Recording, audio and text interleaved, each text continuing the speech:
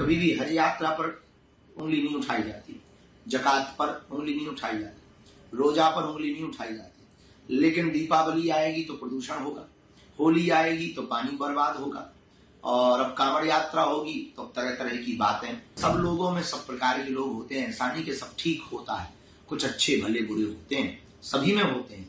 किसी जितने मजहब है उन मजहबों में भी अच्छे भले बुरे लोग हैं। अब कांवड़ यात्रा पर जो उंगली उठा रहे हैं, हमको तो लगता है निश्चित रूप से उनको मानसिक बीमारी है। महाराज, कांवड़ यात्रा को लेकर बयानबाजी कर रहे हैं मौलाना की कांवड़िया मांस लेते हैं, शराब पीते हैं, हुड़दंग करते हैं। इसको किस तरीके से आप देखते हैं इस बयान को? लगातार वर्तमान समय में सनातन पर टीका टिप्पणी करना बड़ा सरल हो गया है, सॉफ्ट टारगेट है सनातन। कभी भी हज यात्रा पर उंगली नहीं उठाई जाती, जकात पर उंगली नहीं उठाई जाती, रोजा पर उंगली नहीं उठाई जाती। लेकिन दीपावली आएगी तो प्रदूषण होगा, होली आएगी तो पानी बर्बाद होगा, और अब कांवड़ यात्रा होगी तो तरह तरह की बातें। हाँ, सब लोगों में सब प्रकार के लोग होते हैं, इंसानी के सब ठीक होता है, कुछ अच्छे भले बुरे होते हैं, सभी में होते हैं। किसी जितने मजहब है उन मजहबों में भी अच्छे भले बुरे लोग हैं। उसी प्रकार सब समाजों में, सभी वर्गों में, सभी लाइनों में अच्छे भले बुरे लोग होते हैं। न्यूज में भी अच्छे भले बुरे लोग होते हैं, जैसे उसी प्रकार इस संत लाइन में भी अच्छे भले बुरे होते हैं। कुछ काल नेमी होते, कुछ साधु होते, कुछ असाधु होते, नेताओं में भी ऐसे होते, अभिनेताओं में भी ऐसे होते हैं। तो फिर भी इसके बाद सनातन धर्म के ऊपर उंगली उठाना, इससे ये सिद्ध होता है कि सनातन धर्म को सॉफ्ट टारगेट बनाया गया।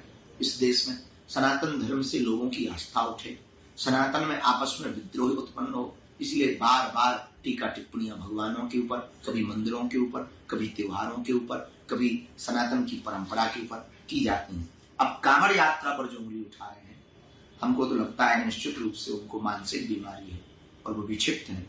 कांवड़ यात्रा भगवान महादेव के प्रति श्रद्धा का प्रतीक है। अब कोई कैसे जा रहा, वो उसकी निजी आस्था है, वो अपनी आस्था से जा रहा, कि जल भर के जा रहा, हलचल करके जा रहा, वो उसकी अपनी निजी आस्था है। पर हमें नहीं लगता कि किसी पर टीका टिप्पणी करनी चाहिए। एक उंगली उठाए किसी पर तो तीन उंगलियां सुधा अपनी तरफ मुड़ जाए।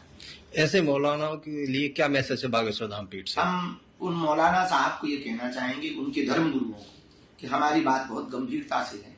यदि वो अभी कांवड़ पर बोलेंगे और कल के दिन हम आपके ऊपर बोलेंगे तो आपको फिर बड़ी मिर्ची लगेगी। इसलिए उनके जितने भी विशिष्ट धर्म गुरु हैं, ऐसे मौलाना के खिलाफ में तत्क्षण एक फतवा जारी होना चाहिए। एक तरफ योगी सरकार है, योगी सरकार ने तमाम चीजें लाइसेंस के लिए बात कर दी है, जितनी फूड दुकानें लाइसेंस हो, और भी जो मांस की दुकान है प्रतिबंध लगा दिया है। इसको बहुत उत्तम है, पवित्रता बहुत आवश्यक है।